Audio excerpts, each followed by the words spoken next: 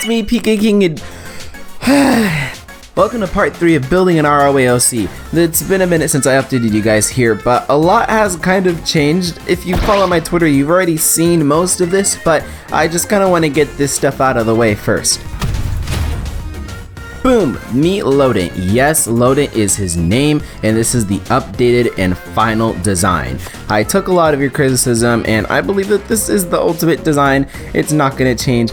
I need to move on from this. The pose makes a lot more sense, although that's subject to change, and it should be actually facing the other way now that I'm looking at it. His ears are no longer bent. They're kind of just poking through his hood. He kind of cut a piece off so he can fit his ears through it. The eye colors and little prince tattoo area, the pink thing, that's a lot more streamlined and simplified. The proportions are pushed to show off the important parts, like the cheeks a lot bigger, for example. The colors are a lot more chipmunky, you know, instead of purple, it's more of just like a tannish color, how like chipmunks actually are. And I made them more unique colors, like the purple and yellow, a lot more saturated and a lot more colorful and cartoony as well. The image is a little blurry, but that's because originally I drew it small and scaled it up because I didn't think I'd like the design so much, but I really do. So I'll make a polished design later on. I just wanted to show you guys what I'm kind of working with. And in some of the pixel art that I'll show you guys later, I simplified the tail, changed it a little bit.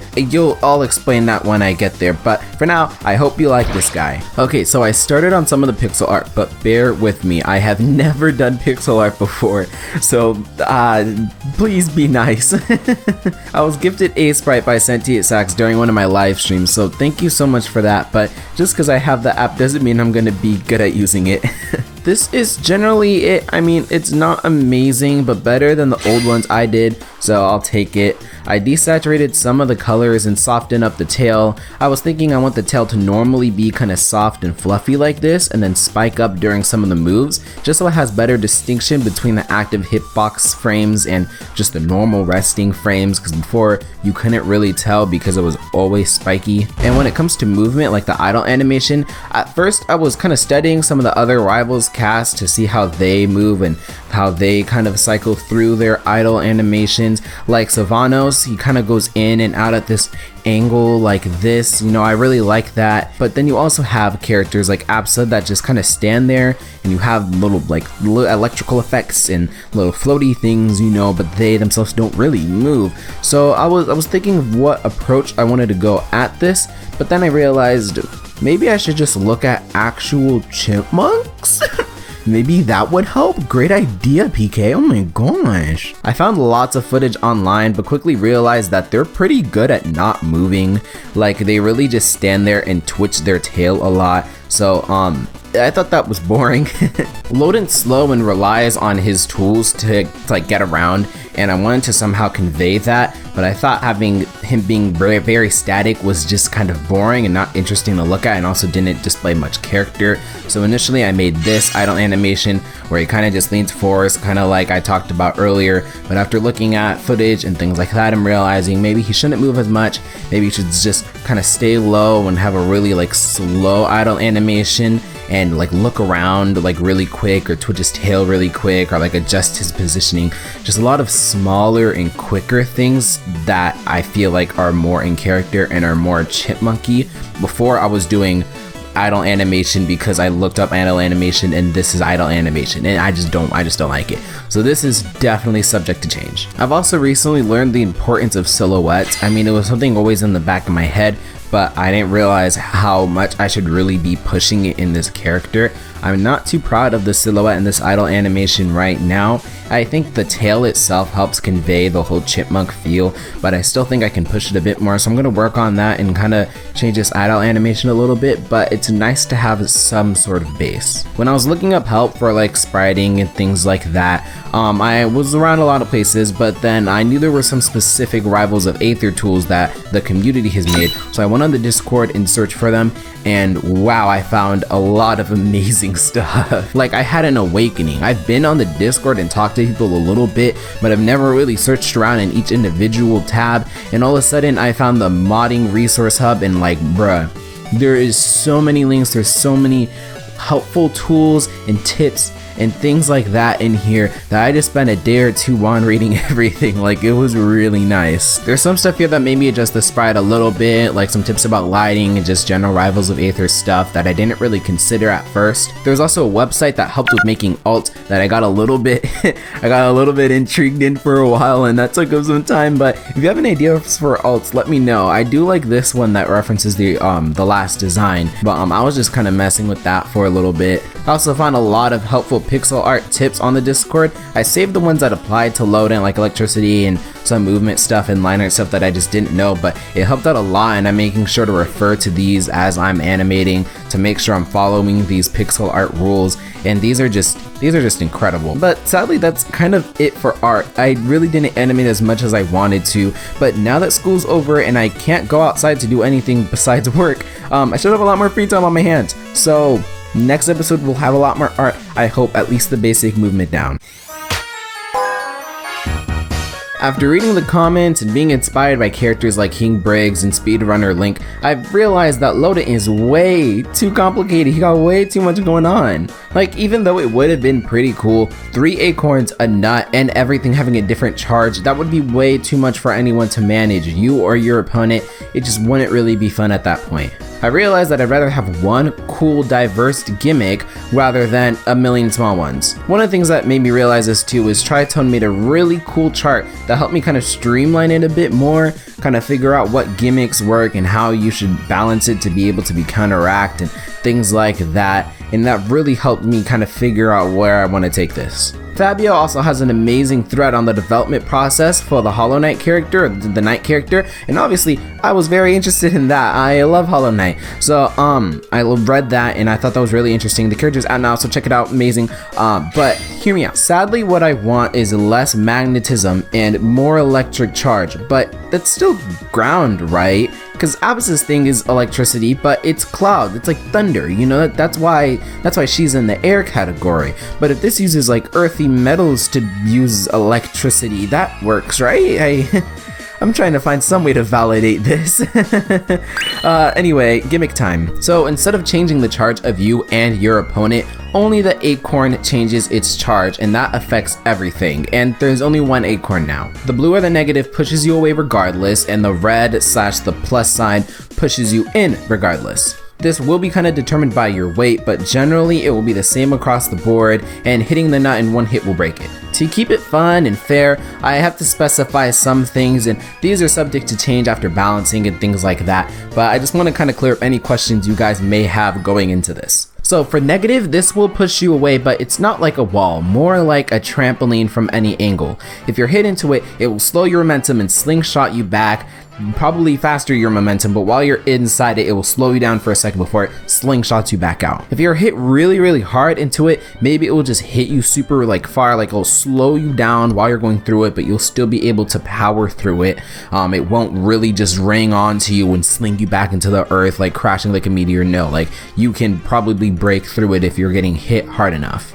You'd also be able to drift while you're inside of it, so you can escape combos if someone's just hitting you into it repeatedly. You'd be able to kind of drift up or drift down or left or right to get out of those situations. Now, because it pushes you and your opponent and projectiles away, it can be pretty hard to counter. You know, you can't really break the acorn without a good disjoint. So because of this, it won't last forever. I haven't picked the exact time yet, but there will be some sort of timer, maybe around 15 seconds, that will explode like once it reaches the timer, and it will force Loadent to keep using different acorns in different areas. We'll keep having to throw out a new acorn because that one over there might explode. Now for the positive, when you get in the zone, it will pull you in. Originally, it was more of a gravitational effect, but I realized that I want this to be abruptly different than the negative charge. You know, I wanted this to just take you straight in and not kind of fiddle you around, because then it could get confusing between the uses of the positive and the negative one. Hear me out. Now that it quickly takes you to the center, it'll hold you there in little circles so you know that you're still moving around, and it makes it a little harder to hit the acorn, but might also make it a little easier to hit the acorn. I just didn't want you floating there doing absolutely nothing.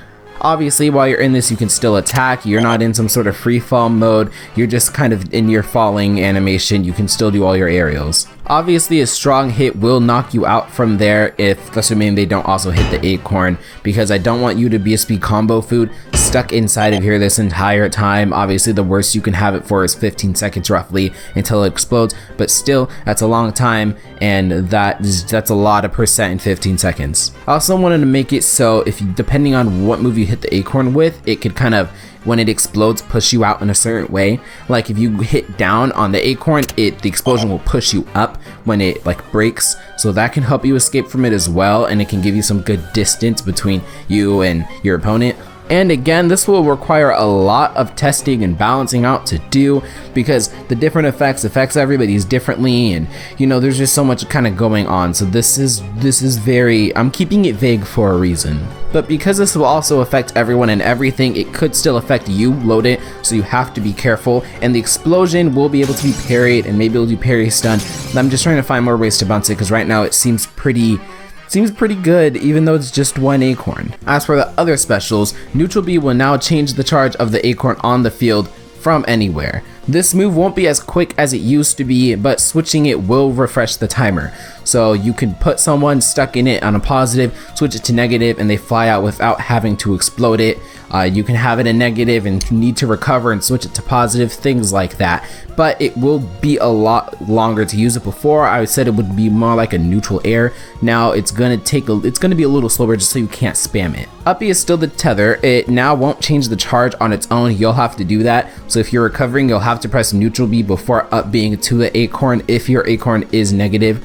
Maybe if it's in a safe enough area, it doesn't matter, but you'll have to really think about it before you just wildly up B. And I'm imagining it function kind of like Maples, maybe not anywhere from the screen. There should be some sort of line of sight if I can get that working. That's kind of what I'm feeling. If you don't have any acorns on the field when you use up B, it will do some sort of variation, like some sort of, I'm thinking like Simon Richter up air kind of thing, like just some sort of whip thing. And if it happens to grab the ledge, which there are none in Rivals, then I didn't think of that. If it happens to grab a character, then they'll drag you towards them or something like that, but it won't be as good as it is with an acorn on the field. And the down B, I don't really know. I mean, before it was the whole explosion thingy, but I don't know how much I love that. If you can just use side B to throw out another acorn, which will explode the first acorn, then you don't really need a move for just exploding it. If you wait 15 seconds or just hit it, then it will break. So I don't feel the need for the down B to be an explosion anymore. But I don't really know what for it to be. I don't want to introduce another gimmick. I want it to be something that helps this out. Thinking about it, I might rearrange some of the moves. The nut is still neutral air, which I like, but that does force you to be in the air to use it, which again, I don't hate. But maybe the down B could be the nut and it could just plop the nut in the air. I don't like how that feels, because if you're using down B, I feel like it should be something downwards, not upwards. So maybe I could switch the neutral B to change the charge to be the down B, and then the neutral B can be the nut. The neutral B can be the nut, and then we can have some sort of neutral air. I honestly don't really know. Still figuring it out. I think that might be the best option, but tell me what you think. Where should each move be? I know that a projectile for a neutral air feels kind of weird, so, and I don't really know what to do for a down B, so I can push some stuff around and fit it in with the specials, and that kind of ties the whole moveset together anyway. I might find a way to do that. Thought I'd just throw that in real quick. So, I mean, all the aerials are the same. The nut works the same. You no longer need to charge it. It's just gonna work depending on what the acorn charges. The tilts are basically the same, but I figured some stuff around because I did the smash attacks as well, so just listen. You guys agreed that the smash attacks should be pretty ground-based, and I tried to kind of do that, but I didn't really do that as much as I really wanted to. Thanks to Cringegamir, I hope I'm saying that right. The down smash has Loadent dig in front of him and kick the dirt from in front of him behind him. You know how animals dig like that. So if you're behind him, you'll get hit by the dirt, and maybe it'll go kind of high in the air, like not anti-airy, but good enough to block a big wall behind you. And if you're in front of them, it will dig you into the ground because that's where he's digging. I don't know how burying would work in this game. There's a lot of stun options in this game, but I think this character has enough tools like that. It would be nice to be able to have time to set up some things. I don't think it needs to bury though. That's a work in progress. So what do you think? Should it bury or not? I think it might be a little too much, but I thought I'd at least mention it. Side smash has him headbutt with the first hit, but as he pulls back, his cheeks linger and smash into you for the second hit. I'm doing this because I really wanted to do a move with his cheeks. I made the cheeks big for a reason. I want him to slap you with his cheeks. So a headbutt and then a clap with the cheeks. I think that's a pretty cool side smash. Lastly, I made his up tilt his up smash. Now, I did this because I feel like the up tilt being on his tail was too drastic of a change for a quick move like up tilt. So I changed it to up smash. I feel like that big pose change is okay for a long charging side smash that'd be kind of slow and just reach really high up, and I think it would really catch a lot of people off guard. It'd have a small hitbox, but it could really just, you don't need to jump, you bounce on that tail, you boom, you're in the sky. Like, I think that's pretty cool. Because his up tilt is his up smash now, I changed his up tilt to be like a, I don't know how to describe this, like a scoop with his head, you know, like a little dive down and arc up with his head to kind of hit the nut up, do the same kind of purpose that the up tilt kind of had. You know, if the nut is on the floor, you can kind of scoop it up at this weird archy angle. I think that might be useful. And I really think that's going to be useful because the down tilt was initially because I wanted one side, like his body, to hit the nut without giving it charge, and then the tail side to give it charge. We don't really need that anymore. You know what I mean? We don't really need to do that anymore. So the down tilt can change as well to something. But the down tilt doesn't need to worry about covering that much space to pick up the acorn, especially if the side tilt can scoop from the ground and throw the acorn up anyway. So the down tilt can kind of be anything. I'm thinking some sort of claw swipe or like cheek thing, just because we haven't really used that much, or some tail thing. I don't really know. Let me know if you have an idea. And lastly, his jab also was on his tail, but I switched that to just be a claw swipe because that's what his idle animation implies, him holding out his claw like that, and I think it's just weird if he doesn't use it at all in the moveset. So that's his jab now. Now, I talked a lot about my goals for Loadent in the first episode, but they've kind of shifted since. Like, I remember being very loud about how I wanted Loadent to fit in with the Rivals cast originally, but I realized that making him absolutely perfect so you guys think I'm secretly Dan in disguise, that was a bit stressful. I only kind of meant for him to fit in with the legal workshop branch of characters, you know, the polished, balanced characters. That is still some extremely high standards, and especially after reading some of the requirements to get your characters legal and the process you have to go through to do that, I have a lot more stuff to keep my eyes on and a lot more things to keep track of. I'm really happy to have all this info ready from the get-go. It kind of adjusted my scope, and all these tools out here make them very, very easy to read and listen to and find out. So thank you guys, everyone that has put in all the work for all this, and congratulations to Gimmick on getting the fucking job. Like, oh my god, what the heck, that's incredible. Like, wow. That's amazing. There's so much stuff that is just popping up. Like, there's even a wiki for workshop characters now, you know? Like, for example, I was planning a stage and a buddy of some sort to launch with Loadent, but while working on this video, an update came out to the stage builder where you can put code in it. You can make stage hazards and things like that.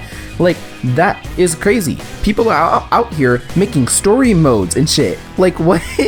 Like, what? I wouldn't be surprised if a similar thing happened to the buddies. Like, I want to finish Loadent first before I really get into stages and things like that. But it's something to keep an eye on during development because that whole crowd is just booming. Okay, apparently I'm being too loud, so this outro is going to be a little quieter. Okay, well, there wasn't as much to update you guys on as I hoped, but I'm done with school for now, which is freeing up time, and I promise to be a bit more consistent. But remember, a lot of this stuff I post on Twitter first, so if you really care about what's going on with Loadent, I'd recommend following me there. That'd be very nice. I am also very funny. So let me know how you like the design, because it's not changing. I'm not adjusting it. This is the design to deal with it. But tell me what you like about it. Make me feel better. Validate me. So do you think the gimmick is fun? Do you think it's diverse and balanced enough? Let me know. And if you have any cool alts, let me know as well. The things I talked about with the special moves, help me out with that. And if you have any spriting tips, please say something. Please. We just reached 800 subs, so thank you guys so much for that. And it was a really nice birthday present as well, so I really appreciate it. Thank you for 800 subs. Let's hit 1,000 so we can have enough demand for a Q&A or something like that. That'd be fun. Also, if you like the moveset building sort of videos, I'm in a podcast called Ready Moveset Go with some other YouTubers you probably recognize. You can check it out on Room 100's channel. The new episode just went up a couple days ago. Check it out, and while you're there, check out Room's other videos because he makes amazing content as well. Anyways, I'll let you guys go. If you're outside, wear a mask, be nice to people that are still having to work, and because I'm trying to see my friends again, so just stop spreading this thing, please. I'll see you guys today, tomorrow, next week, next month, next year, next century, because all this stuff going on, who even knows? But eventually, okay. I love you guys. Bye.